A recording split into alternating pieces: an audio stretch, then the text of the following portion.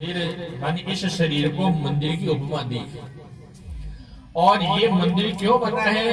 ये मंदिर भगवान का दर्शन करने के लिए। मंदिर क्यों बनाते हैं? मंदिर भगवान का दर्शन करने के लिए बनाते हैं। तो ऐसे ही ये जो शरीर मिला है ये केवल प्रभु की प्राप्ति के लिए मिला है। इस शरीर को, इस तन को पाकर के और भगवान का दर्शन कर लेना। हरि के दर्शन काज बनायो सजना मानव। ये मंदिर, ये शरीर न तो केवल खाने पीने के लिए मिला है, न कोई बच्चे बच्चे पैदा करने के लिए मिला है, न ये सोने के लिए मिला है, और न ये भयभीत होने के लिए मिला है। आहार निंद्रा भय में तो नर पशु एक समान। नर में अधिकता ज्ञान की, ज्ञान बिना तो पशु समान। ये चार ही काम करते हैं, तो ये तो पशुओं में और हमारे में कोई फर्क है?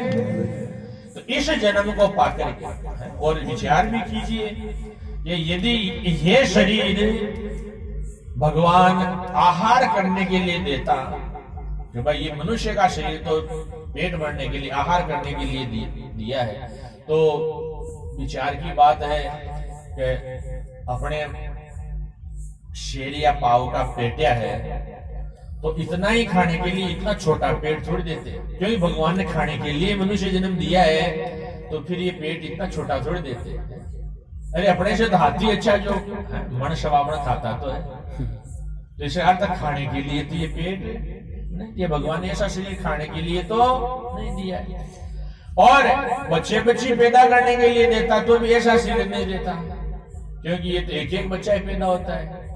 और यहाँ सुकरी के 12 होते हैं, कुकरी के 8 होते हैं, शरबणी के 100 बच्चे पैदा होते हैं, बिछुने के। तो यदि बच्चे बच्चे पैदा करने के लिए भगवान शरीर देता, तो ऐसा शरीर देता जो बहुत सारे बच्चे पैदा हो जाए। तो इसका मतलब ना बच्चे पैदा करने के लिए जीवन मिला है, और निंद्रा, नींद लेने के लिए भगवान बनाते, पढ़े ही रहने के लिए हमारे को बनाते, तो अजगर बनाते, पढ़े रहते माटी खा करके।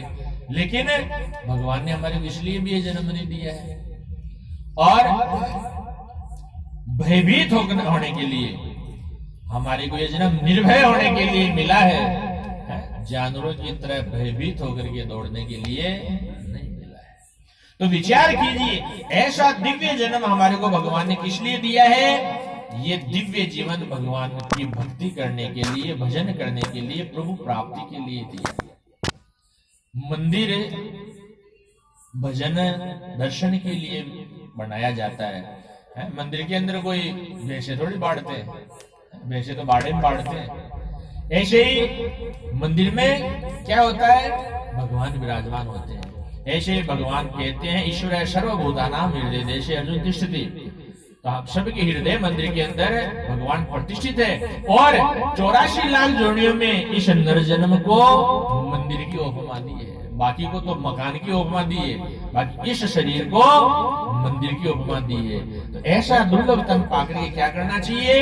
हरि के दर्शन काज बनायो, भगवान का दर्शन कर लेना चाहिए, भगवान के दर्शन की कोशिश करना चाहिए। हमारी वृत्ति, हमारी जो इंद्रियां हैं वो बहिर्मुख है, वो बाहर की तरफ विषयों के पीछे दौड़ती है, लेकिन महापुरुषों के चरणों में बैठ करके उनको अंतर्मुख करना चाहिए और भगवान का दर्शन करना चाहिए। तो फिर कहा है, ये मंदिर बना किससे है? 5 तत्व और 3 गुणा से रचियो मंदिरियो। 5 तत्व और 3 गुणों के कार्य से ये मंदिर बना हुआ है। और रचियो मंदिर बसियो अंदर श्याम सुंदरियो। और इस मंदिर की रचना करके वो रचना का जो श्याम सुंदर है वो अंदर विराजमान हो गया है। और फिर कहा है कि बिना दीपक प्रकाश सदा बिना सूरज चंद्रियो। इस मंदिर में अपन मंदिर बनाते हैं, उसमें दीपक करना पड़ता है, उजाला करते हैं, तब भगवान का दीदार होता है। लेकिन इस मंदिर में तो स्वयं जो देवता है वो स्वयं प्रकाशमान है, यहाँ दीपक की अपेक्षा ही नहीं है। बिना दीपक प्रकाश सदा बिन सूरज चंद्रियो। अरे प्रकट देव परिचय कोई बिरला समझे गंदरियो। देवता प्रकट है, बोलता है, चेतन है, पर फिर भी कोई बिरला ही दर्शन कर पाता, समझ पाता है। अब अपन विचार करो कि ये शरीर जब जाता है तो ये लाश यही पड़ी रहती है, तो इसमें से चेतना कहाँ गई? वो चेतना किसकी थी? हम लोग इस शरीर में फिदा हो रहे हैं, शरीर का बढ़ाव करते हैं, शरीर को रोते धोते हैं, लेकिन विचार कीजिए इस शरीर की सुंदरता कहाँ गई? इस शरीर में सुंदरता किसकी है? उस चेतन तत्व की, उस परमात्मा की। वो परमात्मा ही परम सुंदर है। ये शरीर सुंदर है। यदि ये शरीर सुंदर होता तो परमात्मा जब इसे विलग होता तो ये सुंदर नहीं होता, ये बुरा नहीं लगता। लेकिन लाश बढ़िया लगेगी, सुंदर लगेगी। लाश सुंदर कौन लागे? क्यों? कि उसमें सुंदर कौन है? परमात्मा। उसमें चेतन कौन है? परमात्मा।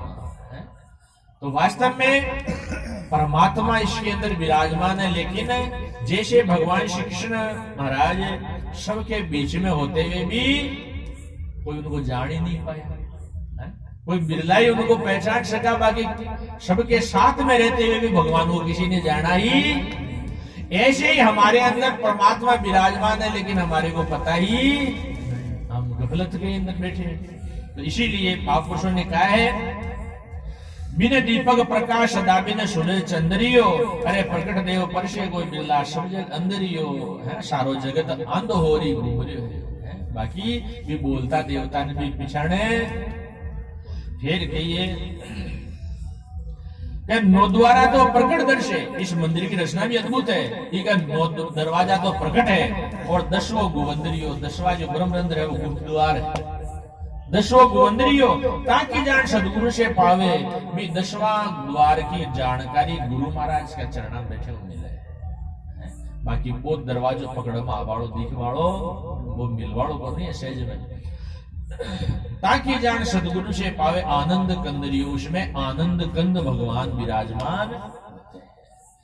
तो फिर कहा है कि हरिदर्शन से विमुख प्राणी मोह में फंदरियो। तो ऐसा दुर्लभ अवसर पाकर के, ऐसा दिव्य शरीर पाकर के इस मंदिर में आकर के कोई दर्शन नहीं करे तो हरिदर्शन से विमुख प्राणी मोह में फंदरियो। वो इस जगत में मोहित होता है, विषयों के अंदर मोहित हो जाता है, कामना में फंस जाता है। और निर्मयपुरी कोई दर्शन करिया सो स्वच्छंदरियो। और स्वामी जी महाराज कहिए कि जो दर्शन कर लिया, इस शरीर को पाकर के जिसने प्रभु का दर्शन कर लिया, वो इस संसार में स्वच्छंद होकर के विचरण करता, उसके अहम में तिपास कट जाते हैं। हरि के दर्शन काज बढ़ायो सजना मानव बोलो सदगुरु भगवान की। तो इस भाव पाश